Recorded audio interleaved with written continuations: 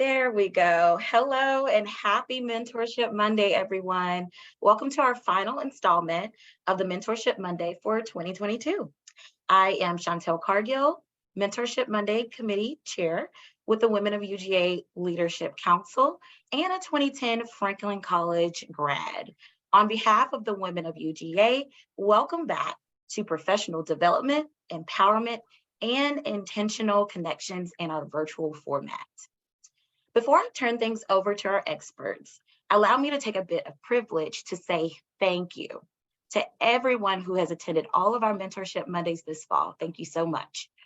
From our in-person kickoff in August, where we learned about women's contributions to the spirits industry, to getting empowered through healthcare in September, and last month, learning all about financial decisions and best practices. We have enjoyed a ride. We're looking forward to bringing you even more in 2023, so stay tuned. Now allow me to introduce you to our moderator and experts. Crystal Ivy is a UGA graduate of Terry College of Business, earning her MBA in 2014. Since graduating, she's grown her career in brand management, starting with gaining her foundational classical training at Procter & Gamble in Cincinnati, working on Bounty paper towels. She then transitioned back home to Atlanta to work for her dream company, the Coca-Cola Company, where she spent 5 years growing brands like the Coca-Cola Freestyle, Fant, and Diet Coke. In July 2021, she moved to Newell Brands, where she is now senior brand management in Calphalon, leading its cookware portfolio. Crystal is a consumer-centric marketer who loves to learn about the consumer as it helps build strategic direction from the lens of the consumer. She is a proud Atlanta native who currently lives in the Metro Atlanta area. She has a sister who is 10 years younger and keeps her young. She enjoys spending time with her parents, extended family, and friends, exploring new restaurants and checking out all of the fun events Atlanta has to offer. Our wonderful moderator, Crystal Ivy, everyone. So next, we have Allison O'Kelly. Allison O'Kelly is the founder and CEO of Mom Corps and Corps teams and talent acquisition expert who partners with CEOs, executives, and hiring managers to recruit exceptional talent into their organizations. This 1994 Terry accounting grad has grown her business from an idea to a search and staffing firm that has placed thousands of professionals and companies nationwide. Allison began her career in public accounting with KPMG and worked for Toys R Us, where she served in various roles, including launching the original BabiesRUs.com site, store director, and multi-unit store management. Allison has been recognized in the news media, Today Show, Wall Street Journal, CNN, Forbes, and awarded on a national level, Staffing Industry Analyst, EY Winning Women, Working Mother, Incorporated 500, Conference Board. Her company is a 2022 Atlanta Business Chronicle Best Place to Work. Allison O'Kelly, everyone. Our final expert is a Grady grad from 1999, Elizabeth Newton. Elizabeth Newton is founder and designer of E. Newton Design, started in the company in 2012 out of her home in Atlanta by hand-making every piece of jewelry that was sold. At the time, she was best known for her turquoise signature cross necklace. Since then, E. Newton Design has experienced unprecedented growth. However, Elizabeth's philosophy has remained the same, creating pieces that are classic, current, and timeless. To date, E. Newton is sold in over 1,600 retailers from across the country. Not only is Elizabeth an incredibly savvy businesswoman, premier designer, and entrepreneur, but her primary focus in her life is her 4 children and husband. She and her husband are blessed with triplet 16-year-old girls and a 14-year-old son. With each piece of jewelry that Elizabeth designs, her triplet girls and her mom serve as the litmus test. If If they will wear the piece and she will too, then it's a keeper. Elizabeth's father taught her to always hire individuals who are good people and better than her in their respective areas of expertise. Keeping this in mind, Elizabeth has managed to focus on her family first, allowing E. Newton Design to enhance her family life, not run it, all while growing the business exponentially. Elizabeth's sound philosophies, incredibly optimistic attitude, strong creativity, and impressive work ethic have led E. Newton Design to be the successful business it is today. Let's not forget the red and black runs through her veins. She went to UGA as a math major and graduated from the journalism school with a major in advertising and also minored in speech communications. Mentorship Monday family, Crystal Ivy, Allison O'Kelly, and Elizabeth Newton. Thank you, ladies, for kicking off this important dialogue for women. The floor is all yours. Thank you so much, Chantel. We are super excited to be here with Elizabeth and Allison. I'm excited to get a chance to moderate you ladies. You guys have a wonderful background. So essentially, I would love to kick this today's Mentorship Monday off just with you guys giving us a overview essentially of like your story, your background. Just tell us more about what makes you you. And as we think about reviving your career as a topic today, just anything you would add to that. So Elizabeth, if you want to go first. Sure. Okay. First, I have to give a shout out. I see my little intern who is a UGA student. Hey, Molly, I saw you on there. I am going to act like y'all are my friends because everybody on here for the most part is a Bulldog fan. So it's going to be very casual. First of all, I'm super impressed all of you are on here. I mean, the fact that you're taking the time out to really learn and connect with people, kudos to y'all, because I think it says, speaks volume for who you are and what you're trying to do for yourselves. So congrats on that. But I'll start back. I did go to Georgia as a math major. I ended up in the journalism school in advertising and a minor in speech. So you could pretty much call me a split personality. My poor husband and my kids, I feel for them.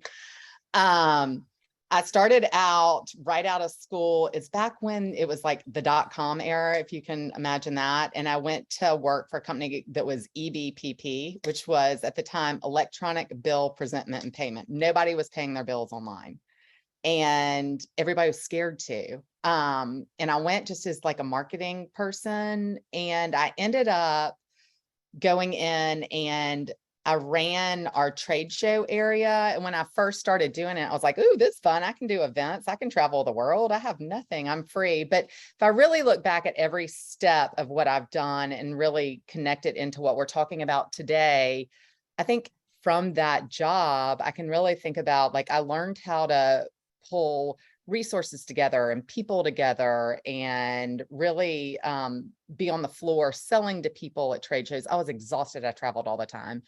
From there, I went to work for a company called Ivan Allen, which some of y'all are familiar with. I'm a fifth generation Atlantan, but Ivan Allen's a furniture and design company because design was also my passion.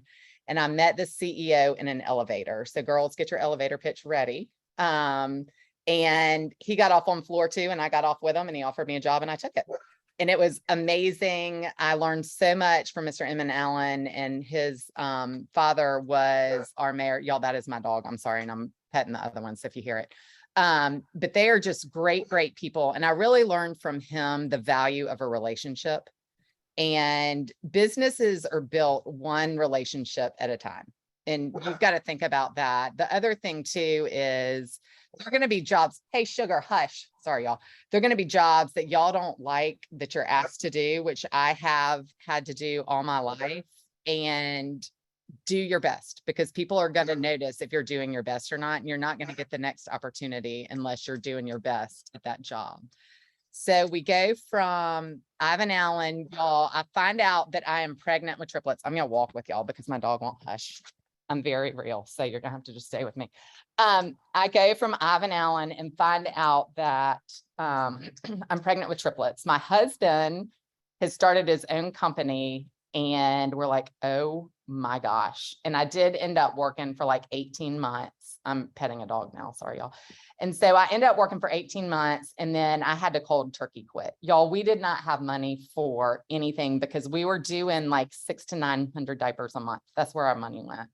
And so I started painting frames. I painted kids' trunks to be able to go to camp. I was doing whatever I could to be able to, pay for diapers and groceries. And lo and behold, if my parents' friends would bring us diapers and we could buy meat for the week. But it really started out like that. And then as the girls got a little bit older, they're 2, the week of their 2nd birthday, I found out I'm pregnant with my son. And I'll never forget, my dad was like, there's only one way that happened. And I'm like, okay, it's a surprise though. So we all of a sudden have 6 mouths to feed on one salary. And you start going, oh my gosh, what are we going to do? And I am a total champagne taste on a Pabst Blue budget girl. And so I started making gifts for people. And then downtown at the Apparel Mark or the gift show, which is a great plug for them. If y'all ever are trying to figure out what you want to do, I started temping in a showroom because they need temps. And I went one day just in the afternoon because I had like a 30-minute break. And I went and found this little turquoise cross, but it was like not really little, it's chunky. And it had like brown veins in it. And I bought just a ton of them. And then I wanted to make gifts for friends because we were too broke, but I wanted something they wouldn't take off. So I didn't want their neck green or any of that. And so I had to teach myself all about the different metals. And then I would take a fingernail file and file down every single cross. And that was kind of my gift for people. And my girls, it was like art time for the triplets and bunk. And they would take fingernail files and file the crosses. It would keep them entertained. And then they would string beads and we'd count. And that's how we would make bracelets. And they were really gifts for people. And from there, somebody wanted me to do a trunk show at their house. And I was like, I am already a freak, y'all. I'm like going down the street with this big caboose thing with 4 kids. I'm not about to be the woman that is a freak and trying to sell you something. Like I just did not want to be that girl. And then a friend finally talked me into actually doing it. But I told her the stipulation was I could not know anybody there. And she had to have copious amounts of wine. And so I went and I did it. And within 2 hours, I sold $10,000 worth of jewelry. The problem was none of it was made. I had samples and this was the beginning of November. And all of a sudden I was like, oh my gosh, what do I do? So I literally was that mom up until I would stay up until 3 and wake up at 5. And then I would bead and carpool. I would do all that. My kids were doing it. And I will tell myself I had to take a cab down the street to get home because I was so just worried about what had just happened. And it ended up, my husband was like, yes, we've got money for Christmas. But it ended up being a blessing in disguise. Fast forward, people kept wanting me to do stuff. And I said, you know what? I'm not going to do it unless I can give. So my heart is to be able to give. And this was a way that our family could actually make a difference in the world. And so when people had, they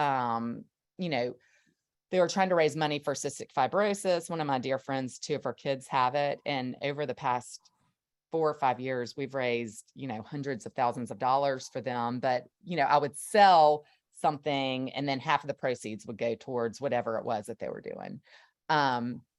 So fast forward another year or 2, I was still kind of just doing it like that. And a friend of mine needed some money for Christmas and asked me if I would do an event at one of the local schools. And I said, no.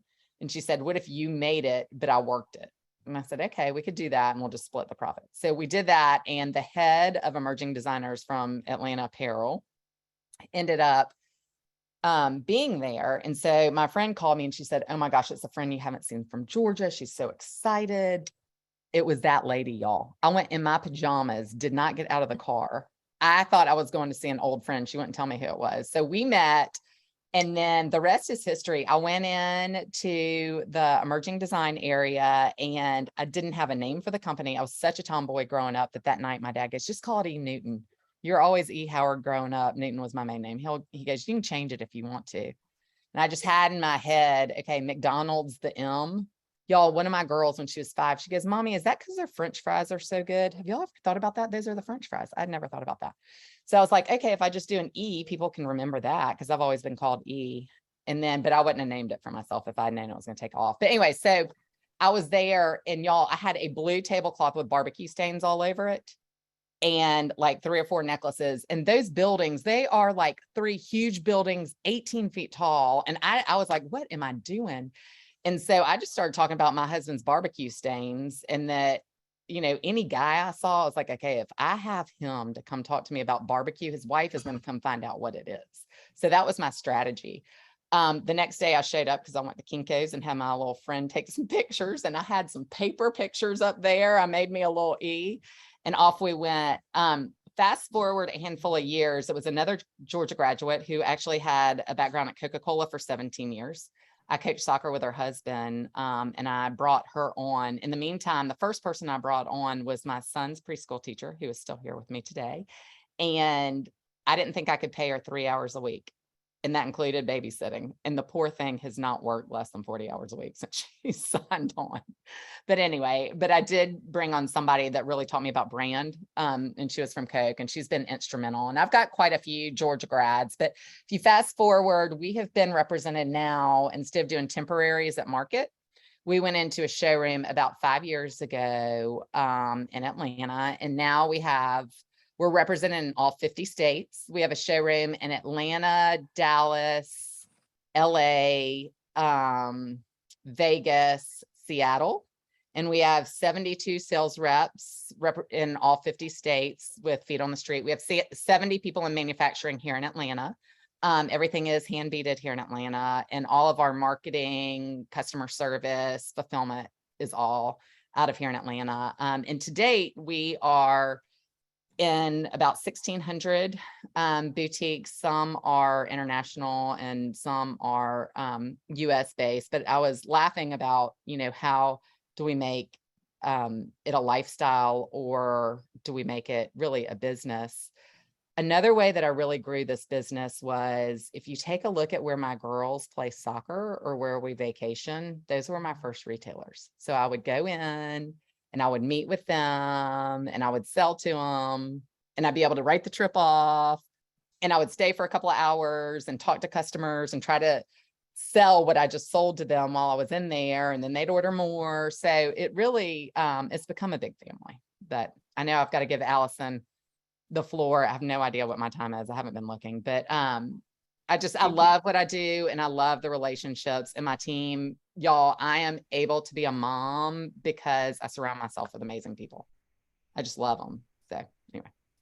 No, thank you for that, Elizabeth. And you actually were like perfect timing. So you timed yourself. First time in my life. I'm going to give you my husband's number. You can let him know. Look, I will let him know. Perfect. Allison, we are going to turn it over to you for you to walk us through and just give us your story as well. And then we'll proceed to questions after you finish. Awesome. Well, thanks for that, Elizabeth. That was great. I do have to tell y'all, I went to one of Allison's events early on too, when I was trying to figure out what I was going to do. I got to give her a little plug. So go ahead. Thank you. I thought it was really interesting that in a way you fell into your business, which in a way I did too. So I think that's kind of crazy and kind of inspirational at the same time, in that, you know, everybody, and I'll get into my story in a minute, but everybody's asked so many times about starting a business, and did you write a business plan and all this good stuff? And, you know, how do you take that leap? And I think some of the time what people's missing, you just have to take a leap. It doesn't matter. You have an idea and you run with it, and, you know, you write a business plan, and 5 seconds later it changes because you find something works and something doesn't, and you move. So I thought that was kind of interesting that our stories are similar in that way. So my story, as Crystal mentioned early on, that, you know, I come from a public accounting background. So I did the very traditional Terry College, you know, got my accounting degree. Back then you didn't have to have your master's in accounting. So went to KPMG and did that for 3 years here in Atlanta, and found that I really didn't like the idea that I was kind of recording what other people did. I wanted to be the one actually doing the business myself. And so I wanted to go back to school and, kind of switch gears a little bit and get more into the business side of business rather than the accounting side of business. So I didn't go back to Georgia. I actually went to Harvard and got my MBA there and graduated. Elizabeth, I'm a few years ahead of you, I think. So I graduated business school right around the time of the .com era. And what I really wanted to do is I found that I loved retail. Retail was really my passion. I had done a lot of retail just as a kid, working in retail and wanted to get in the corporate side of retail. And so I took a job with Toys R Us. And at the time, I was supposed to go into the stores. And of course, that didn't happen because it was 1999. And they said, everybody we just hired, you're going to this new business called .com. And so I did that, which was the most amazing experience ever. And it was just one of those luck of timing, but really felt I had a great background at that point, as far as both the accounting background and then the really startup background, because we launched a new business with a great brand. And then I decided to go back into the stores, which was what I really wanted to do to begin with. So then I worked for Toys R Us. I ran the Alpharetta, Georgia store for my Atlanta people for several years, and was moving into multi-store management. At the time, I had my first child, and I had the best boss ever. And he was like, I want to keep you. I think there were like 10 district managers in the Southeast at the time, and all 10 of them were males. And I was supposed to be the first female district manager. And so he really was, I think, a good person, but I think also was getting a lot of pressure from the corporate office that he needed to have women. There was no reason he shouldn't have women district managers. And I was that person. So he gave me an extra month of maternity leave. Then he let me come back 3 days a week, working 8 to 4, which for those of you in retail, that just doesn't exist. And what I found for myself was, even though he was so fantastic, it was not flexible. It wasn't the flexibility that I needed with my kid when the daycare called and he was sick or whatever else. It was very stressful. So I decided to, I was like, I'm done. I'm not going to do this. I learned a lot of things over the years, and I'll figure something out. So I started doing some contract accounting work. And Elizabeth, this is where where it kind of ties together. Before I knew it, I had more work than I could handle, and I started asking my friends if they wanted some of this work, who I'd worked with at KPMG. And actually, it was one of my friends who said to me, "You need to take a cut. It's not fair that you're the one getting the work, and we're all getting paid the same, as only women would do," right? She's like, "No, you need to take some of my money because this isn't fair." And so that's really how my business was built. It started as a staffing firm for moms who wanted to work on a part-time or flexible basis, and has really grown from there to now. We still do a little of that, and it's kind of our history and what people know us for, but the vast majority of what we do is traditional search and staffing. We help people find jobs, and professional is our kind of major focus, where that was the accounting with my background, of course, and marketing and HR. And in the last 3 years have added technology and engineering. We have a team of about 25 people. So it's a nice mid-sized firm. We work with companies of all sizes, from the UPSs of the world to startup companies out of the ATDC or Atlanta Tech Village, where we can help them find their first hires. And then we also have been doing a lot of work lately, which I love, with nonprofits. We really do a pretty significant discount for our nonprofits, because I just like it. I like it. I like some giving back in a way. And then all of that to say, I also, since that first baby back in 2003, I had 2 more. So I have 3 boys. The first one is actually a college student at Georgia Tech. My second one is a senior who knows, maybe on Friday we'll find out that he's going to Georgia, but we'll see about that. So if any of y'all know people who can do anything, I'm good with that. Just let them go. Everybody send a note to admissions. That would be great. And then I've got a little guy who's in 5th grade. So I have run my business since day one from home. And so similar to Elizabeth also, I've been able to build a really great business where I love the work I do. I'm able to really be there for my kids when they need me and have that flexibility I was looking for. It wasn't the part-time that my boss wanted me to have way back when. I wasn't looking for that. I was just looking for flexibility. And kind of the best part about it is those, 25 people who work for me all have that as well. So they're not all moms, some are not, but we are a company of women. And everybody, I think, appreciates the flexibility that we have to offer. So that's kind of who we are and at our core and what we do. Thank you so much, Allison. Well, fingers crossed your second one gets into Georgia and has an amazing time in Athens, like I'm sure the rest of us have as well. Thank you both for sharing your story with us. I think one thing that you both mentioned is kind of what triggered you guys to kind of look for something different, kind of move in a different career direction.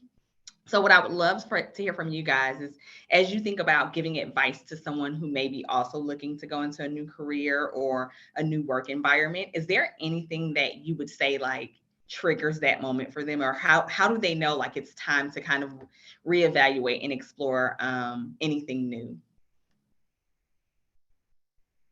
I can talk to that, as I also do a lot of that right for my job as we're working with candidates all the time and helping them evaluate their careers. I think that the important thing is whenever you have that thought, right? It's totally personal, but if you have that thought, you're never stuck, right? You're never stuck in anything. So it's if you're not happy because you feel like you're underpaid, or you feel like you'd like to try something different, or you feel like it's just not working for your family situation, or whatever it may be. And I think if I even go back to way at the beginning when I left Toys R Us, it was, I didn't have a plan. I didn't have a plan at all. So you don't have to have a plan. You just need to, have goals and what you want to do. It is still a job seeker's market for sure. So don't let, what you're hearing in the news freak you out. You're certainly seeing some issues at the tech companies, but those are the big tech. Small tech companies are still growing a lot.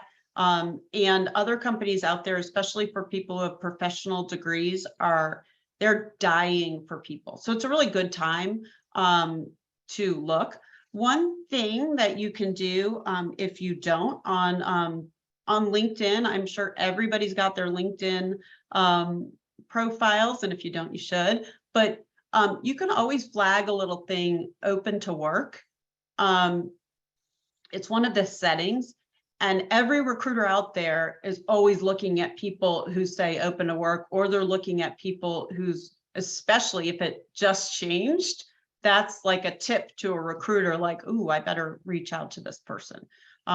So that might be a good first step. And then, keep your eyes open. And some of the ways that's super easy to do also is, like Elizabeth said, she did at the soccer, near where her kid's soccer was. I mean, where you are yourself and you're most comfortable are going to be with those parents at the soccer field, or at your church, or your synagogue, or where you go play tennis, or whatever it is that you do.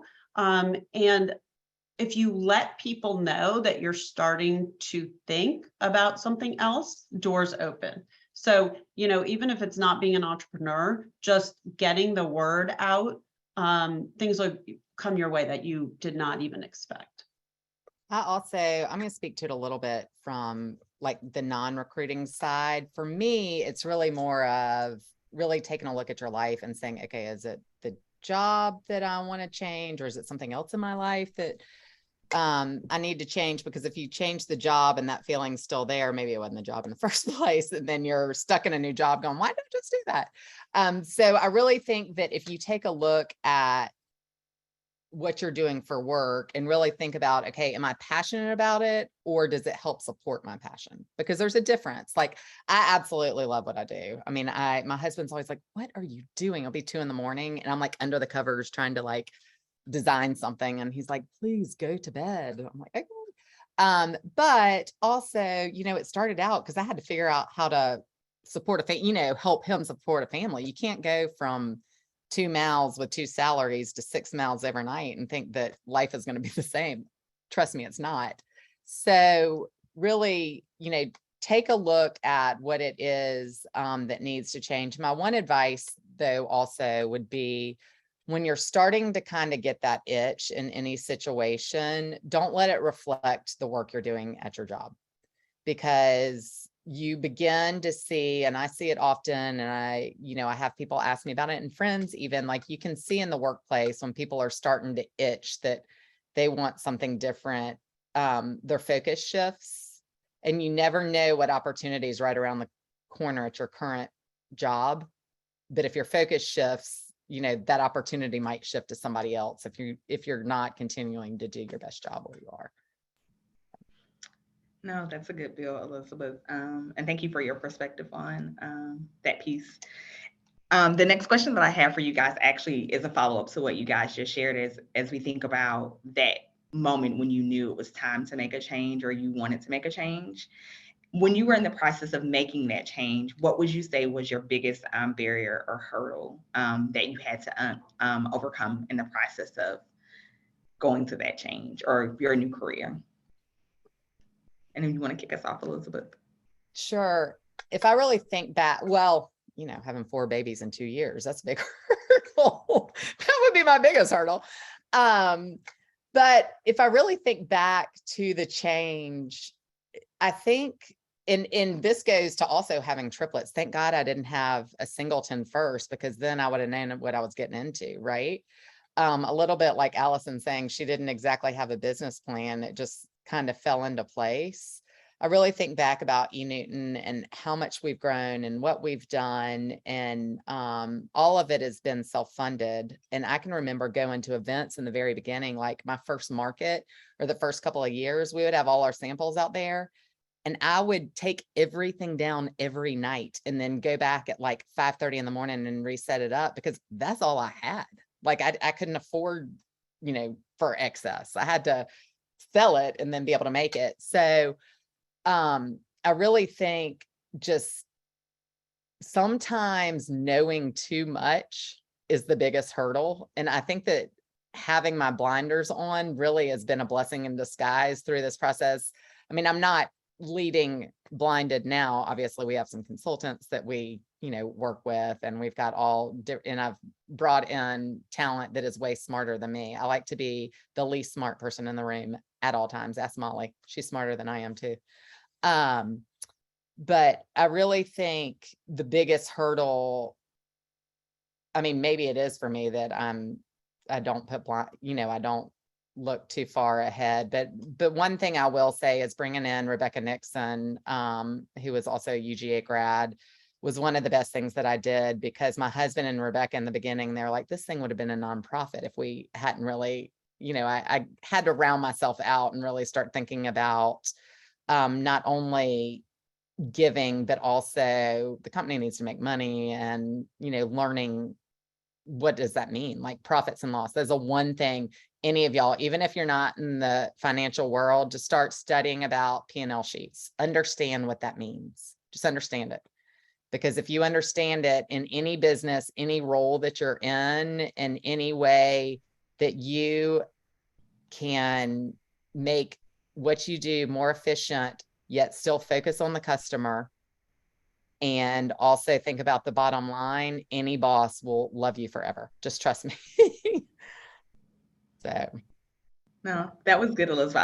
I like the build in terms of when you kind of don't know, that releases all the fears that maybe can build up. So it allows you to kind of jump out on faith. So that is most definitely a good one that I am jotting down.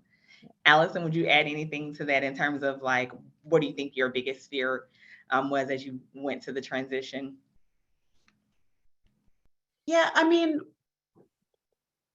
for me, I was kind of lucky because it just kind of happened, which is seems crazy, but it also just says kind of who I am as a person, right? Because I think I'm just okay just running with things. But it wasn't, there weren't really any major hurdles for me as I was getting started. It was more along the way. And, you know, I see a question that I'm sure we're going to get to that somebody put in there about COVID, but, you know, to me, it was along the way. The hurdles were throughout growing my business, you know, making certain decisions and learning when they work and they don't work. And that was the tougher part. The getting started part wasn't hard for me at all.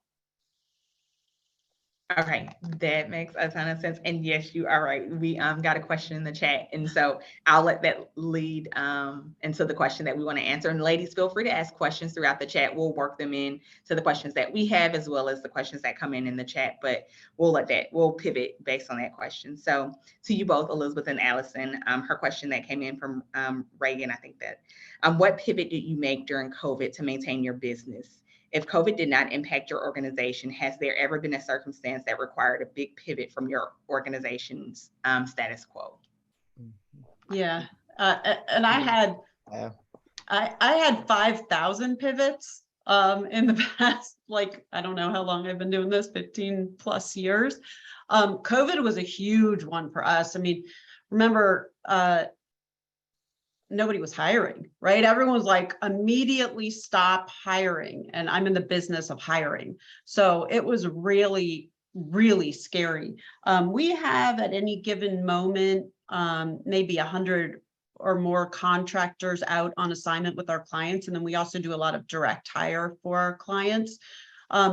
So what was lucky was most of our contractors didn't, I was afraid they were going to just send them home. That didn't happen. But I vividly remember before the shutdown in March of 2020, I kind of saw it coming and saying to my husband, I don't think we're going to survive this. There was no PPP at the time. There was no, you know, anything. And probably before the shutdown, or certainly like the second after, I made the tough decision to lay off almost all my staff. I was down to 6 people. And I was, my new business became, as time went on, was my entire business, my entire purpose was getting a PPP loan.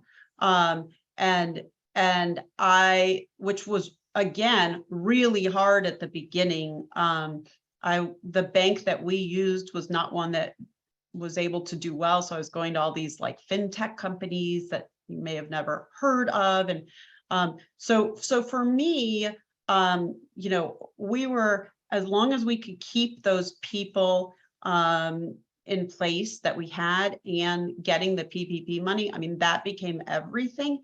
And then the biggest piece for us was, how do we continue to be there, right? Because a lot of people shut their doors. And so for us, just keeping the doors open for our clients, and they came to us and said, the few jobs we had, you know, we were available, nobody else was. And we've actually, since 2019, before COVID to now, we have over doubled in size because we were still available. So it was just a matter of, you know, how do we keep the lights on, and how do we take advantage of every opportunity out there? And so for us, that was massive. And I will say, to Elizabeth, understanding the P&L, right? I constantly say having my accounting background has been such a blessing in having my own business, that I was able to, I fired my people who are doing financial stuff for us. I was doing it. So I was able to do it and analyze how much cash we had left and manage that process so that we could keep afloat. So it was crazy. But it was, like I said, I mean, now I'm ready for that Bulldog 100, because my numbers are going to look pretty good. So we'll see how that goes. So I would say, Enid was very, very blessed during that process, but it was definitely, there was one moment, actually 2 moments during that time. The first one was when Fauci came on and said everything was shutting down. I mean, everybody was watching the TV. And I can remember I looked at my husband, I went to the refrigerator and got a glass of Prosecco. I'm telling on myself. Said, Ben, you need to get a beer. And I called Rebecca Nixon, who's the one that I was telling y'all about earlier. I texted her and I said, get a glass of wine and walk outside. So I walked outside at my house, sat down with Ben, and I called her on speaker. And I said, you guys are going to think I'm crazy because everybody is about to put everything on sale online. That's just what was about to happen. Everything's going to get 50% off because everybody's got to get rid of everything. I'm not going on sale and I'm about to invest in technology. And they're like, what? And I said, what we're going to do is we're going to call our technology people, because the reason why we've gotten to where we are today is because of our specialty boutiques. That's really our way of getting into all these small communities all over the country and spreading our brand. And so we built a platform within a week with our technology consultants that anybody could go online, buy eNewton, and within 40-mile radius, they could select a store where they typically would go shop. And I wrote checks of 20% back to those stores all throughout the pandemic. So we wrote checks to stores that could have been $9 or they could have been $20,000. It just depended on which of their people were shopping. And so all of a sudden we were able to help them keep their people, keep paying their people, even if they weren't opening the doors, because most of those retailers did not have as sophisticated of a platform as we did. And I realized we had a platform to still reach customers. The other thing that we also did is my family all of a sudden hunkered down. They knew how to make everything already. But what we did is we would actually create kits. So we go into my little office at the time. We've doubled in size every year since then, which is insane. But we would go make kits for all of our manufacturing people. And we would leave them by the door and we'd have their name on it and it would have the instructions of what they were making. They would drive there, they'd pick up the kit, they'd go make it at home. We would clean everything because nobody knew how COVID exactly was transmitted at that time before we would pack it and ship it. So that way I never had to lay off anybody. We were able, through the online stuff and growth. And I always say shop small, y'all. I always do. Even though we have a website, I always say shop small because those are our friends and our family and our community. And so, but through this, we're able to do that. The other thing that we did too is I had a little bit of that mom guilt that I had created a business where our family was doing well. And there were other moms out there going every day into the hospitals, risking their lives for mine and my children. I had this whole, I don't know, it was a very weird time. And so one thing we did is we did a guardian angel program where anybody who wrote in for anybody that was on the front line on us, we would ship it. We would send them whatever note that somebody wrote and we would give it to them for free. And we did probably 2,500, 3,000 of those. And then the other thing too is we came out with a collection called Hope Unwritten, which I also think really touched the heart of people. I was designing during that time and nothing was coming out. I was like, I mean, I can't make a charm that's going to make people go, oh, life is good. Let's get that. I mean, it just, nothing was working, or a pattern. So I literally threw everything in a bag, and I looked at, I call her Bootsy because she has great shoes. She also went to the UGA, but she's one of my right hands. But she's pretty young. Well, she's done awesome. But I was like, that's it. She's like, what? Because it was also, there was a lot of racial stuff going on at the time and COVID. And I said, not one thing is alike. There's not one color alike. We haven't planned anything. And I was like, for some reason, that bag of stuff is giving me hope. And I was like, but we can't just call it hope. We got to call it something else. And so, you know, we sat down at my mom's table because everybody went to mama's because she'd actually make us lunch. So that's where we'd go. And Bootsy was with us too. And one of my daughters goes, Mama, it's kind of like a story that's unwritten. So why don't you call it Hope Unwritten? And so that really took off. And the one thing I also realized was we needed something at a less price point during that time, but a way for people to be able to reach out to others. And so that really took off because we enclosed the story, and it was a price point that people felt comfortable gifting. So I really think that, like, pivoting and understanding who our market was for the price. The second one would be, don't forget who got you to where you are. I mean, just, you know, don't cut off the right hand to eat. And then also, I really think just communicating and trying. I think sometimes when you try to inspire, you don't inspire. So at that time, I think it was really sharing more like true life feelings, because we would see if things were too planned on social media, we'd start tanking. And I was like, y'all, this is stupid. This is life. We're just going to show our life. So.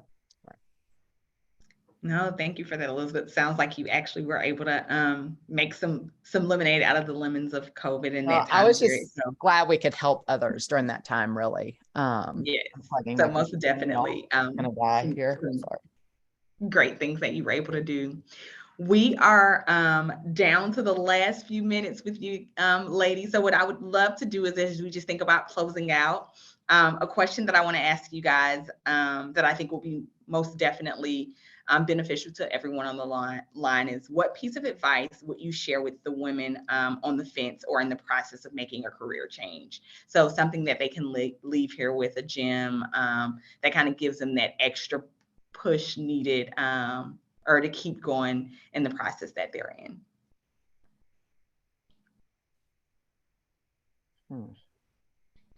Elizabeth, I feel like we can start with you since you're off mute already, and then we'll wrap up and end with you, Allison. I would really take a look around you and really surround yourself with great people. And that doesn't have to be just your friends. I mean, it could be, you know, business things, it could be anything, but surround yourself with people that are smarter than you are and better than you are, so you can learn from them, whether it's their work ethic or an organization that is a nonprofit. They're hungry for stuff, and you might even be able to learn some business things there. But whatever you do it at 120%. You know, I always laugh because my dad was like, always dress for your next job. I go into the office sometimes now in my PJs because I want to go to bed. No, I'm just kidding. But always, like, even if you feel off, try to figure out that day or that circumstance or that moment of, okay, what can I learn? And always remember, leadership is lonely. And I tell my girls that all the time that are 16. It's not fun to do the right thing. I promise you, I had a hell of a lot more fun at UGA when I was doing the wrong thing than the right thing, as everybody on this knows. But, you know, in the end, thank goodness, I realized how important it was to, you know, be a leader and lead by example, and but surround yourself with really empowering people, and don't be shy to ask for help or ask questions or to outshine somebody else. Because I have some of these younger girls that are coming in now, and they'll be like, well, she didn't do that. And I'm like, what do you want to do? Like, don't feel like you have to hide behind somebody, or, you know, go be you. Just go be you and show the world what you have, because you'll end up doing the right thing if you're you and not trying to be somebody else. So that was a very long-winded way of probably saying be you, but surround yourself with people that challenge you, not people that you're better. I mean, better than at all times. Surround yourself with people that'll challenge you mentally and emotionally. And thank you so much for that, Elizabeth. Allison, any closing remarks or advice that you have for the ladies joining the call today? Yeah, I think just don't jump at the shiny object, right? Like really, really be thoughtful about what it is you want to do. Why do you want to change careers? And kind of get yourself a little list of 5 things that are deal breakers that will help ground you. So when an opportunity comes up, you can say, do all these 5 things. Did I check the box on all of those things? And if you didn't, don't do it because you're not going to be happy. And, you can very easily start with, what is it right now about my job or my situation that's not making me happy? And then preferably add to that a few things that would make you super excited, right? So if it's, hey, my salary kind of sucks, that's an easy one, right? But maybe it's, I really want to lead people, or I really want to have a job where I can work from home at least a couple days a week, or whatever that might be.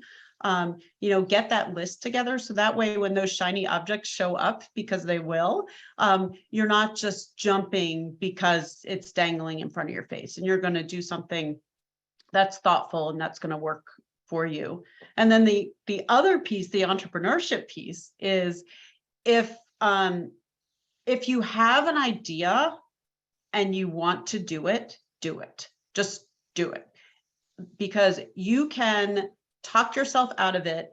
Everybody else out there is going to try to talk you out of it. And if you are passionate and it's something that you are excited about, then go for it. Even if it's on the side, that's fine. If you can't just quit your job, that's understandable. But you will never regret trying, because it's, if anything else, it's just a really cool experience and you can take it to the next thing that you do. my husband always says, if it was easy, everybody would do it. Because I'll look at him, I'm like, oh, it's like, if it's easy, everybody would do it. Keep going. True. Well, Allison and Elizabeth, thank you so much for those closing remarks. I've written some things down just as I think about my career journey. Chantel and Tanisha, thank you guys for putting together such a wonderful topic. I think as we go into the holiday season, these are all great things that we can kind of keep in mind and think about as we go into the new year, how we want to rejigger our careers and things of that nature. So thank you so much, Allison and Elizabeth, for taking time out of your busy day to join us here, the Women of UGA Alumni Council, and sharing your gems with everyone on the call today. Thank you. Go Dogs. Yes, go Dogs. Hopefully we also get another back-to-back season of championships. That's on my Christmas list this year. I also want to take a moment to thank everyone who has supported the Endowed Women of UGA Scholarship Fund, and also encourage those who may not have had the opportunity to gift this year to do so. We are very grateful and thankful for those gifts that we do receive. Also want to thank everyone who's on the call today, who also joined our Cookies and Cocoa with Harry Dog yesterday. I know that was an amazing event. It was sold out. So hopefully you guys had a great time there, and thank you for hopping on less than 24 hours later to support us again with our Mentorship Monday event. Essentially, I also want to make sure that you follow the UGA Alumni Association and Women of UGA on social media, on Instagram, on Facebook, on LinkedIn, all those places, just to make sure you're staying in the know of things that we are doing throughout the year as we head into next year. If you also want to contribute to our scholarship fund, they should be adding the link to the chat now. So make sure you click there if you want to support in that way. At this time, we are going to give those who need to depart a few moments to leave the session. Thank you again for joining. I know a few of you guys will be staying for our breakout sessions, so make sure that you stay put. We are going to head into those breakout sessions soon. Again, those last from 1 to 1:30, but we're just going to have a quick second to give everyone time to head out who won't be joining us in Stand On. And again, on behalf of Women of UGA, we want to thank all of you guys for attending. And as Elizabeth put it, go dogs.